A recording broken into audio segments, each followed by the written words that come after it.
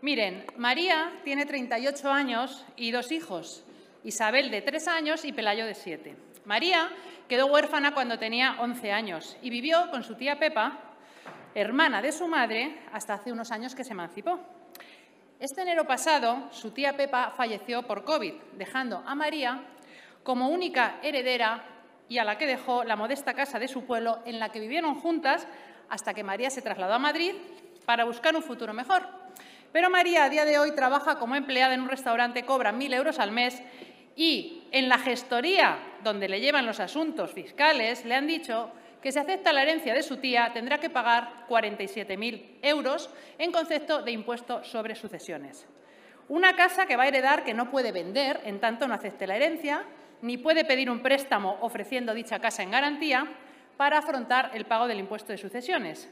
Si pudiera vender esta casa, que no puede, la inmobiliaria del pueblo le ha dicho que no le pagarán más de 120.000 euros por ella, aunque Hacienda le asegura y le dice que a efectos del impuesto sobre sucesiones tiene un valor de 200.000 euros por esos coeficientes que inventan en los ministerios y que nada tienen que ver con la realidad del mercado inmobiliario. María se encuentra ante la disyuntiva de renunciar a la herencia de quien la ha criado y seguir con sus 1.000 euros al mes criando 2 hijos o aceptar la herencia y pagar 47.000 euros que no tiene. Si pide un préstamo, tiene que ser un préstamo personal para pagar el impuesto y poder conservar la casa de su tía Pepa. Y tiene que ser un préstamo personal como máximo a 7 años y le costará más de 500 euros al mes, es decir, la mitad de su sueldo. Eso sin contar que tendrá que pagar, lógicamente, el IBI, además de instalar una alarma para que no se la ocupen. Ustedes, los progres, ¿qué harían? Ustedes, los progres, ¿qué harían si fuesen María? Irse al consejo de administración de una eléctrica, ¿verdad? Ya, bien. Bueno, a Paquita, vecina de María, le ha tocado la lotería estas Navidades.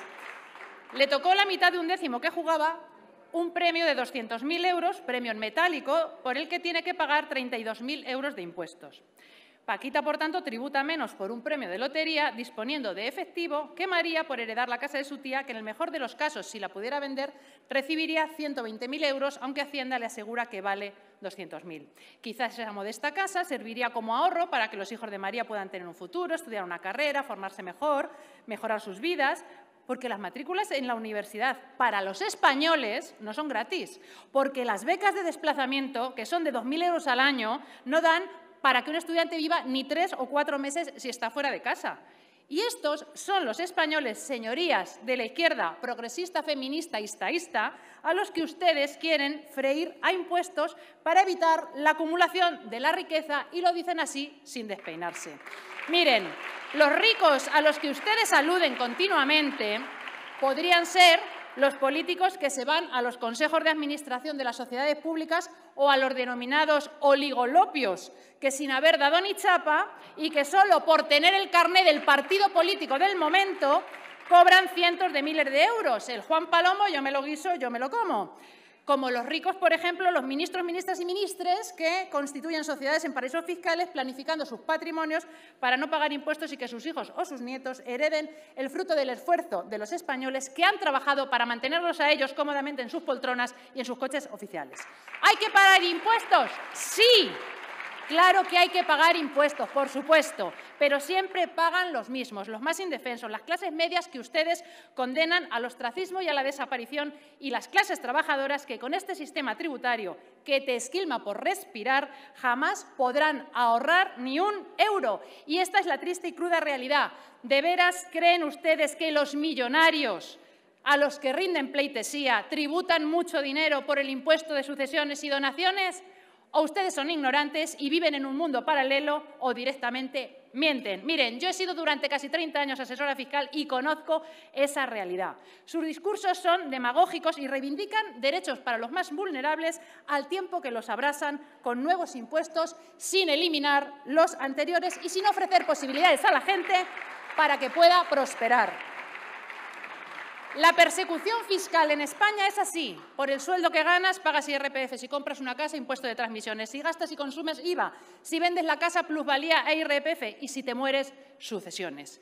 Y aunque la educación de calidad es la mejor herencia y el ascensor social por antonomasia, Ustedes, ahora, con este sistema educativo que acaban de implantar, deficiente y de aprobado general, también pretenden privar a los españoles más humildes de un futuro y de esperanza.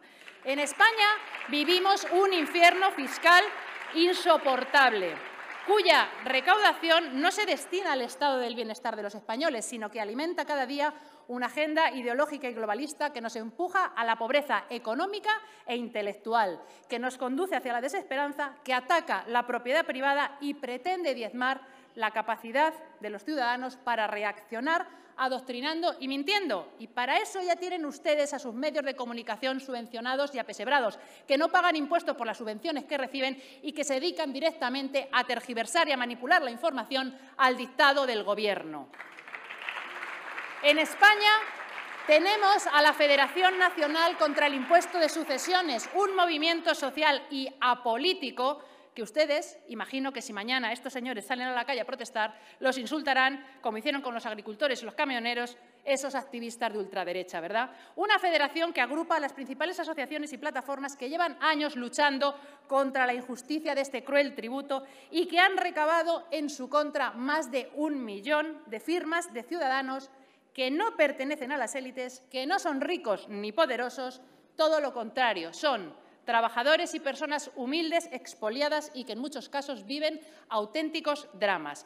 Estamos ante un impuesto que vulnera derechos constitucionales recogidos en los artículos 14 y 33 y no cumple con la función redistributiva del artículo 31 de la Constitución española. De este tributo debemos destacar su escaso impacto sobre los recursos públicos, con una recaudación en torno a los 2.700 millones de euros. Y escuchen, decía una ministra, chiqui, si 1.000 millones no son nada, pues si 1.000 millones no son nada, el doble de 1.000 millones, tampoco el doble de nada no es nada, ¿no?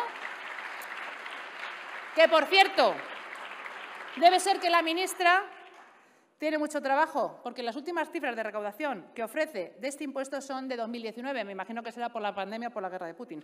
Desde el Grupo Parlamentario Vox, en mayo del año 2020, presentamos una proposición de ley para eliminar este impuesto. Una iniciativa que fue vetada por el Gobierno sin opción a debate en esta Cámara. Una vez más, el Gobierno dio la espalda a su pueblo, desoyendo sus demandas, pero como la perseverancia es nuestra guía, aquí estamos, debatiéndola hoy.